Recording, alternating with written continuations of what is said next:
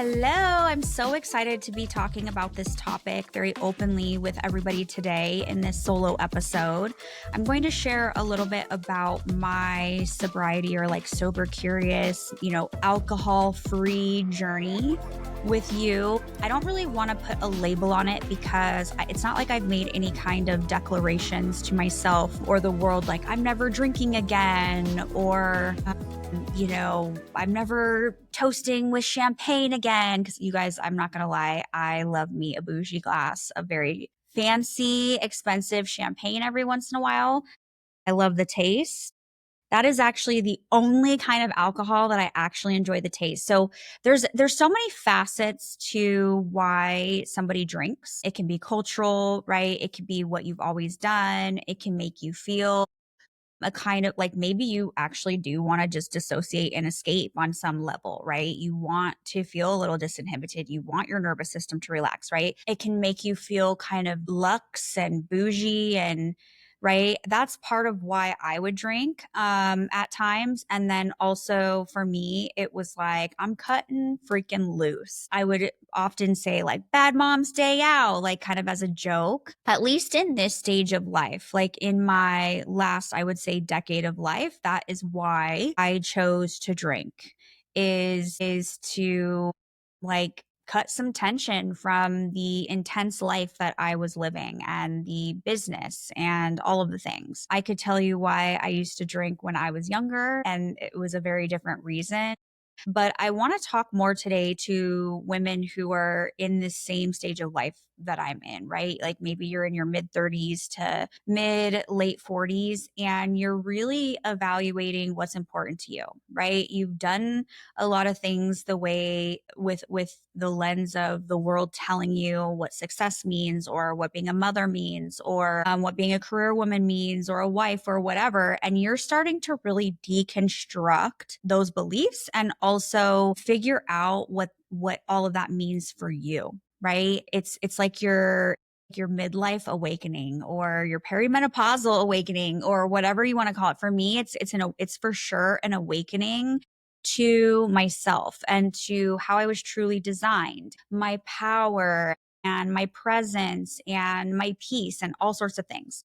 And so I want to talk about drinking from that perspective. So the first thing is that there's very much a movement in the midlife world for women where they're talking a lot about what it actually does to your brain health, what it long term, what it actually does for your physique, fat burning, inflammation. I could go down the route of having a gene mutation like MTHFR, COMT, all those gene mutations and drinking and how your body is struggling to detox. Like that's me. And then once I finally realized that, it was so helpful for me. We could talk about all of the like negative things that truly actually come with drinking alcohol and how we've been lied to about how minor alcohol is, like a glass of wine a night and all this crap. We could talk about all that. I'm not going to do that today. Like that's not really the point of this. I feel like most intelligent people who do their own research know that alcohol is actually very harmful to their body. Even like one drink, it's actually incredibly harmful to their body. Okay. I think most of us know that. All right. Who people who research things. Okay. So we're not going to like get crazy into that. Where I do want to talk about that a little bit is how if you're on a health journey, if you're on a healing journey, if you're on some sort of like wellness journey, if you're on this journey to figuring out how to minimize perimenopause symptoms, or you have an autoimmune issue and you're struggling with flare ups and inflammation, but you're drinking, like this is actually a very disempowering thing to do. I don't really believe that you can be on a healing journey and also be putting these types of crazy toxins in your body. These toxins, alcohol toxins, and also the experience of alcohol, like really is the polar opposite of healing. Okay. And so that was something I had to discover for myself. I've been on a healing journey for a really long time in my own physical body with autoimmune, with hormone issues, with sleep issues, and also a healing journey in my marriage, And I realized that alcohol didn't help. It like kind of compounded the issue. And you guys, I didn't even drink that much. I would really cut loose like probably once every 3 months, maybe a little more frequently if like I had a girlfriend in town or I was traveling for work. But I didn't even drink as much as a lot of people drink, right? But I felt like I was setting myself back in so many ways. And this idea of like a bad mom's day out or going on a trip and just drinking and cutting loose the whole time. Like I believe that a lot of women, especially successful women, driven women, women who are over functioning in their life, women who are the caregiver in some way in a situation, women who have a lot of pressure on them to perform. I believe that when they drink, it is a way to cut that tension. It's a way to take like a mental break from that for a while. It's a way to let your hair down and become disinhibited for a little bit and like let that kind of melt away for a little while because that is a very heavy burden. And that is why I drink. I remember my 40th birthday. I was so excited. I was running a multiple six-figure business, like making multiple six figures. Actually, my business was doing multiple millions of dollars a year. I had a lot of people I was responsible to. I have an ex-husband I co-parent with. At the time, my husband was experiencing severe chronic pain and needed back surgery that he was kind of refusing to get. And that's just like scratching the surface. I had so much. Also, I had a lot of unresolved junk and beliefs about what it meant to be successful, that success is power, and that I need to push to make as much money as possible, like all sorts of beliefs around that, right? Whether you have those beliefs or not, it doesn't matter. Like if you are carrying a heavy load and you're a very high functioning woman, a successful woman, right? The leader, a leader, and you're drinking regularly, I invite you to ask yourself why. I know for me, drinking always comes with the consequence the next day. Like you guys, even one drink. Now, for some of you, it doesn't. It doesn't. And that's fine. Or you think it doesn't, right? Or you can handle the little bit of brain fog or the little bit of sluggishness or whatever. You can push through and do your workout. You can, drink lots of water and feel better in a couple of hours. For me, even one drink often would mess up my sleep and I wouldn't be 100% the next day. I wouldn't be hungover, but I wouldn't be 100% the next day. And I started asking myself if the way that drinking made me feel when I did drink, and by the way, I'm not even talking about getting drunk. I'm just talking about getting a nice little buzz, right? Or feeling relaxed, right? Or feeling like my glass of wine, I'm so bouge, or my glass of champagne, I'm so like Vouv is like one of my favorite, right? It's just like so decadent, right? Is that worth what it would do to me? Not just only physically the next day, but also interrupting this process of presence in my life and actually facing the fact that I needed to make some real fucking changes in my life. Like I didn't need to drink to feel like a stress relief. I didn't need to drink to feel like, yeah, I earned this. I worked my ass off. Like I have a lot of entrepreneur friends, you guys, and there's this mentality sometimes of like, we freaking work our asses off. We're everything to everybody. We hold all this success and all this money and income. And like, we deserve to cut loose. Why do you have to cut loose? Why? That's the question I want to ask and that's what I started asking myself is, why did I need to cut loose? How was I living that made me feel like it wasn't the success. It wasn't the money. It wasn't the multiple $1 million revenue business. It wasn't the fact that I was married. It wasn't the fact that I was a mom. It was something else. It was how I was choosing to live my life, my own mentality and energy around my life, how I was functioning and over functioning, okay, the things I was allowing to happen in my life. You guys, I still have a multi-million-dollar business, but the way that I have a relationship with that business, the way I function in that business, my mentality around money, my mentality around success, my mentality around supporting other people and showing up is completely different. I don't need to drink to blow off steam around that. I just don't. And I don't feel this urge to like take something to make me feel disinhibited or relax, or I can relax without it. And that's the thing that I really want to encourage you to question. And that's what I questioned is, why do I feel like I've earned it or I need it or it's this rite of passage because I work so hard? And what if I could figure out how to work hard without feeling like I need something that to like numb me out, to make me feel more disinhibited. Part of it was that for me, you guys, I was in such control all the time. Like I had so much responsibility and I controlled myself so much and I held so much that it was like alcohol was a gateway to just like becoming disinhibited and letting go for a while. And again, it wasn't about getting drunk, although sometimes that would happen, right? Like on my 40th birthday, I definitely drank a lot, but it was more about like this, like, yeah, I'm cutting loose. I'm like letting it all melt away for this short little time. Right. It was this like, I have to hold it all together and I show up for all these other people. So I can't just be disinhibited as a person at times. I can't be vulnerable. I can't do what I want to do. I can't be the silly, goofy, sensual woman that I really am because right now I'm showing up as the fucking CEO. Right. I actually believe that you can live in a space where you're completely sober. You're doing all of that in a way that feels good to you and that you don't have to drink to let that other part of you come through.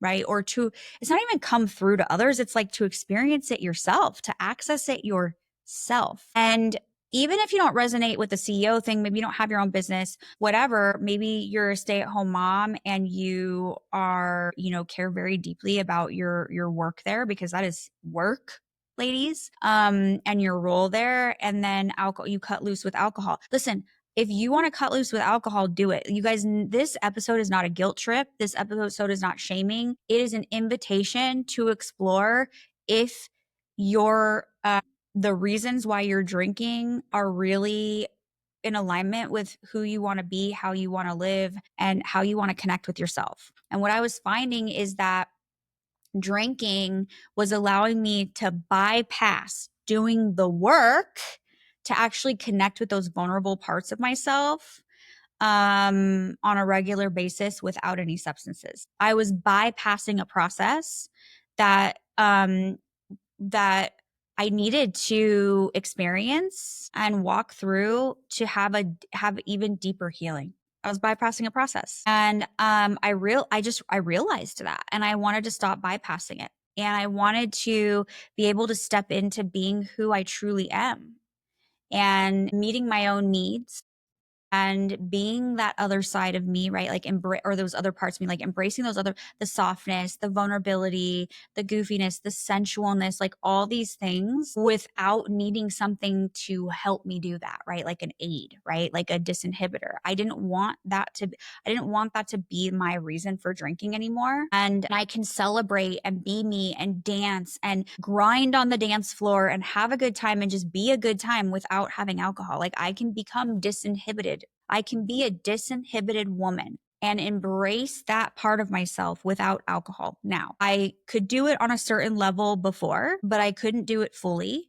And a lot of times I didn't want to have to do the work to get into that energy. Like that's just the truth, you guys. And a lot of times these are automatic things and processes that we go through without really thinking about it. But like I said, I started really reflecting. A lot of it is like, you don't have to do the work to get into that place where you're disinhibited, sober, and you're not worried about what other people are thinking and you're just being free. So why not just drink, right? It gets you there faster. But then like, is it real or is it manufactured? And for me, I'm like, I don't want to live manufactured anymore. Like I want my loss of inhibitions, being disinhibited. I want that to be like 100% from a grounded, sober place where I just feel like I can freaking be me. I can be me. I can feel all my feelings. I can fly without an aid. Okay. So I'm not saying you should never drink again. I'm just inviting you into a conversation. I started to also find that, especially in the last few years that I was drinking and there was a lot of stress in my marriage, that it would allow me to just like dissociate from that a little bit and like just take a break, take a mental, emotional break from and vacation from life. Another way that I would do that is scrolling on my phone. There would be times that I was really upset with my spouse and I was just really overwhelmed. And I was like, this is so fucking heavy. And I would go into my room, cozy down in my bed, and just dissociate on my phone for hours. Okay. So maybe for you, it's not alcohol when it comes to dissociation. And I also don't believe that all dissociation is bad. Like, I think it's okay to shut your brain off for a little while and zone out. And so alcohol can be used as a form of dissociation, like just not wanting to cope, not wanting to deal, taking a mental break. And it's hard to take a mental break when life is hard. It's hard to take a mental break when you're healing from an autoimmune issue, or when you have a tumultuous marriage, or when you have past trauma, or when you have an insane career that's high pressure, or a business, or you're the breadwinner and you have to bring in money, or you're a single mom. Like, it's hard to take a break from that. It's hard to shut our brains off. And so then a lot of times we look for things to help us shut our brain off. We look for things to make us feel pleasure. And my argument is that true healing means that you can tap into turning the volume down in your brain, or accessing pleasure internally without any kind of aid that's also going to do damage to you, to numb you, that's going to disinhibit you to where you might actually do and say things that that don't even align with you. So I'm going to give you guys an example, because one of my besties came to town. My bestie likes to drink, no judgment there. And they internally didn't actually want to drink. And I gave in and I did it anyway. And nobody was pressuring me, you guys. Like, it wasn't even a conversation. And so I was like, all right, I'll have one drink, like one drink. It's a day brunch. Like, that should be fine. And I was already having so much fun before the drinks even came. Like, I'm at the point in my life where I can have a really good time without drinking. I can dance, I can be disinhibited, I can access pleasure without drinking. But I'm like, oh, all my girlfriends are drinking. Like, I gave in to peer pressure, and I'm 42 years old, you guys. Like, how silly is that? So that just shows you that we're human. Okay. We're human, and that this is something that can be challenging. I have a girlfriend who says that that's how she and her partner have fun, is they go out to different fun bars and boutique places and try cocktails. And like, if she decides to stop drinking, that's going to change their activities together. Or she's going to need to drink a mocktail and he can drink a cocktail, and that might change the dynamic, right? It's actually pretty significant, like, when you really take a look at your life and you look at like your reasons, and you like look a little deeper than just your like surface level answer. Okay. So I chose to drink. I drank a drink, and then I don't know what happened. I got caught up within that, and I ended up drinking more. And I felt like utter shit the next day. Later in the day, I remember thinking, this is dumb. This is dumb. Like, my girlfriend drank quite a bit, which is fine. So she ended up falling asleep on the couch, and I'm not mad at her, like, at all. But I'm like, oh my gosh, like, she came to visit and she's asleep. And like, I just am here feeling all like super buzzed, and I'm like, wow, this feels like kind of a waste of an afternoon now, you know? And it wasn't about productivity. There was like a loss of connection. And then the next day we both felt a little bit hungover and tired, and we hung out, but I don't, I think we would have hung out differently if we didn't feel that way. And that's what I mean by like losing the connection to yourself. I want you to imagine like all the days that you don't drink in your life, even if they're hard right now, right? And like sometimes it's just like you're raw dogging it through your feelings and like the hardship and the healing and the this, and you're like, fuck, man, this is intense. How much more connected though do you feel to yourself or the people in your life? And then when you drink, and maybe you're even drinking with them and you're cutting loose and you're having fun, it's like fun, but do you feel connected to them? It's fun to have fun with your girlfriends, or it's fun to have fun with whoever, but it doesn't feel like you're like, I'm connected. And that's what humans truly crave, is connection. And if you have things in your life or in your patterning, right? You have junk, you have trauma, you have unresolved issues, emotions, whatever, that are hindering the connection. You will never have true connection ever until you resolve those things. What do I need to work through that drinking isn't my portal to feeling chill, or my portal to feeling like I can celebrate, or my portal to feeling like I can access these parts of me? That's what really bothered me. And so now that I've done a lot of work, and we're always in process, but I've done a lot of work, I don't feel like I need it to be a portal to access those things. And this recent incident where I did drink, like, just reinforced that. I'm like, okay, like I just, it felt like a total waste. Like it wasn't even worth it for me. And like I said, it doesn't mean I'm never going to drink again, but it definitely had me evaluating, like there was something that I got caught up, right? I do live in a city where the culture is a lot of partying and drinking. And I'm not going to lie, you guys, I love me a good time. Like, I love to cut loose. I am a party girl. But the thing that I realized from that day is, like, I can be a party girl without doing those types of things to my body if I don't want to, right? Like I can access those parts of myself. And I think that that's, if you can't access certain parts of yourself, and drinking is a way to do that, or drinking is a way to numb, or drinking is a way to blow off steam, I invite you to ask yourself, like, what's happening in your life that you need to blow off steam like this regularly? What's happening in your life that you can't access those parts of yourself? Because you'll never truly like be whole if you are bypassing the process of connecting to yourself, of like of like healing whatever you need to heal to access those parts of yourself, right? Or whatever it is. If you can't blow off steam in a way that is like healthy and uh, more healing and more connected to yourself, there's a reason. There's a reason. Like there's a reason for everything, right? If you can't be the girl who wants to dance sensually sober, but you have that deep desire inside of you and you only do it when you're drinking, there's a reason. If you can't feel like you're a fun person, or that you can like have as much fun unless you're drinking, there's a reason. And so if you never explore those reasons, it doesn't mean you're an alcoholic. I'm like, this is not about that, but it's like, if you never explore those reasons, then you're never going to be able to fully access those parts of yourself, even with drinking, right? So that's where I'm at in my sobriety journey. And right now, I'm really enjoying it. I'm really enjoying how I feel not drinking. I'm enjoying the results that it's giving me being in perimenopause and going through, a physical healing journey and an emotional, mental healing journey.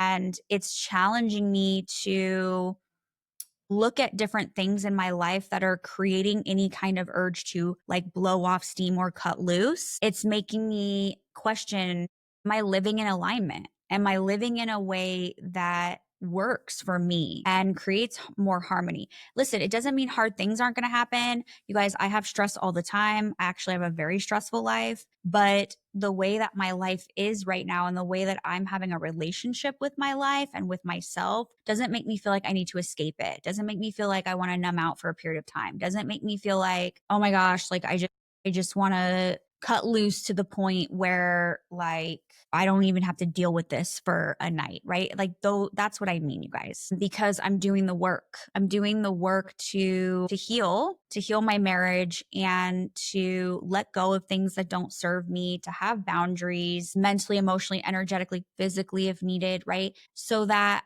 I don't feel like I need to escape my life, even if it's for a night, right? And that's the whole point. That's the whole point of asking these types of questions to yourself outside of the actual health issues, detriment that this chemical does cause. So I hope this was valuable to you. And if you're on a like sober curious or a journey to really awakening yourself, I want you to know, like, especially if you're a woman around my age who's like going through this self awakening process, I want to encourage you to do it for 90 days sober, like raw dog it.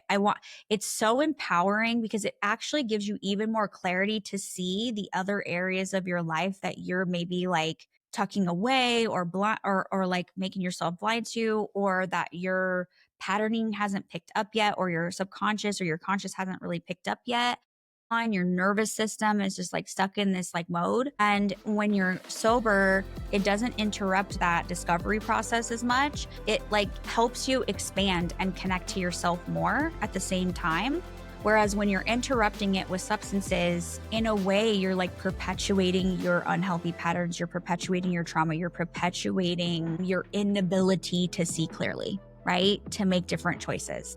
So I hope that this is empowering to you. And if you're on this journey, Let me know if you got something from this, if some aha happened. Please shoot me a DM on my personal profile, andrea.clark.mft, and let me know what you gleaned from this. And I'll see you guys in the next episode.